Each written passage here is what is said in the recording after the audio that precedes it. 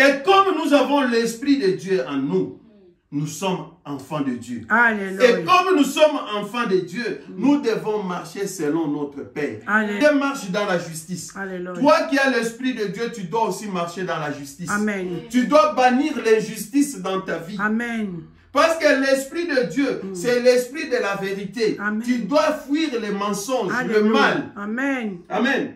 Parce que grandir dans la parole de Dieu, ce n'est pas seulement prier, gêner, chanter. Amen. Mais c'est avoir la crainte de Dieu. Alléluia. Et tu dois savoir ce que tu dois faire et ce que tu ne dois pas faire. Alléluia. Amen. Amen. L'Esprit de Dieu n'est pas venu en nous pour que nous demeurions esclaves. Alléluia. Nous devons comprendre que comme j'ai l'Esprit de Dieu en moi, je peux déplacer des montagnes. Amen. Je peux chasser des démons. Alléluia. Je peux guérir des malades. Amen. Je peux ressusciter les morts. Alléluia. Parce que tu as l'Esprit de Dieu en toi. Alléluia. L'Esprit qui agissait en Jésus-Christ, c'est l'Esprit que Dieu a envoyé en nous. Amen. Quand tu ne comprends pas qui tu es et quoi tu peux faire, tu seras toujours esclave. C'est pourquoi tu vas courir derrière les gens. Amen. Et on va te manipuler. Ces gens-là, comme ils savent que tu ne comprends pas ta position dans le royaume de Dieu, ils vont commencer à te manipuler pour leur gain. Amen. C'est la vérité, papa.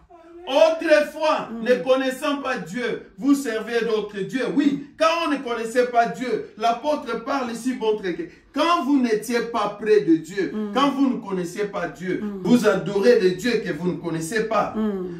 Mais à présent que vous avez connu Dieu, ou plutôt que vous avez été connu de Dieu, comment retournez-vous à ces fables et pauvres principes élémentaires? Amen.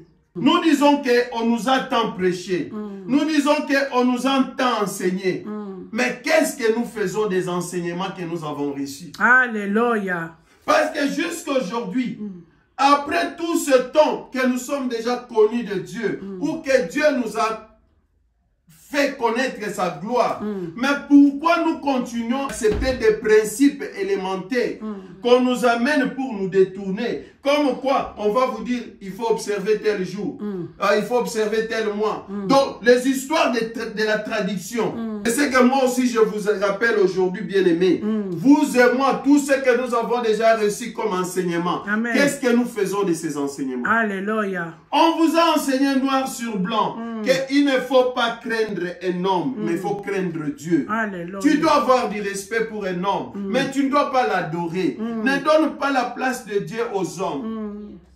Tu dois faire ce que la Bible te dit et non ce que les hommes te disent. Amen. Mais combien de fois on nous a enseigné ces choses?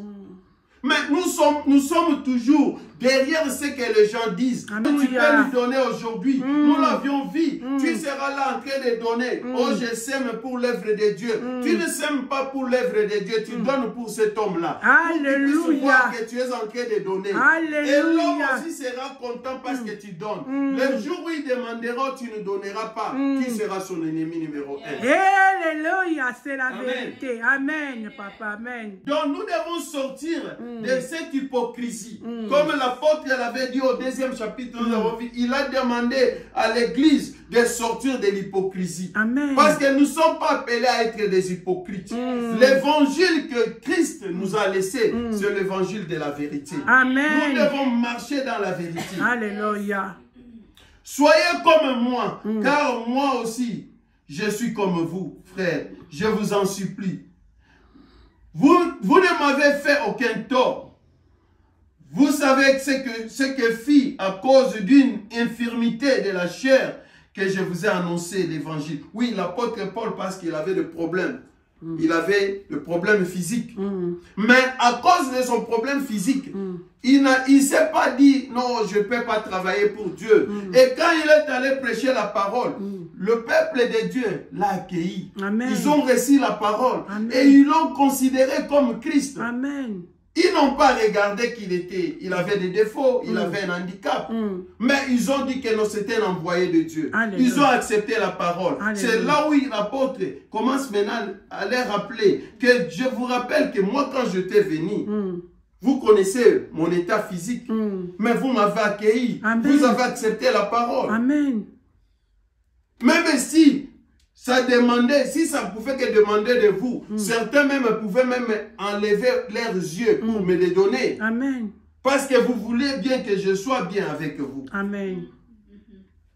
Et mis à l'épreuve par ma chair, vous n'avez témoigné ni mépris ni dégoût. Amen. Vous m'avez au contraire reçu comme un ange. Amen. Alors il continue maintenant, il dit, où donc est l'expression de votre bonheur? Votre bonheur, c'est où? C'est à servir l'homme ou à servir Dieu? Amen. We need to know one thing. Everything we're doing in this world, ça va passer. Amen. Tout ce que nous faisons, ça va passer. Alléluia. La vie est courte. Amen. Mais après cette vie, il y a une autre vie. Alléluia. Mais si tu veux avoir une vie éternelle, donc tu dois t'attacher à Jésus-Christ. Alléluia. Amen. Et l'apôtre demande ici, quelle est l'expression de notre bonheur? Car je vous atteste que si cela avait été possible, vous serez arraché les yeux pour me les donner, comme je le disais. Suis-je devenu votre ennemi en vous disant la vérité? Amen. Oui, aujourd'hui, beaucoup de gens n'aiment pas qu'on puisse leur parler du péché. Amen. Okobonga. Amen. Amen. Toi, tu seras victorieux. Amen. Tu seras victorieuse. Mais je vais venir vous dire ça en fonction de quoi? Si vous-même vous marchez dans les péchés. Alléluia.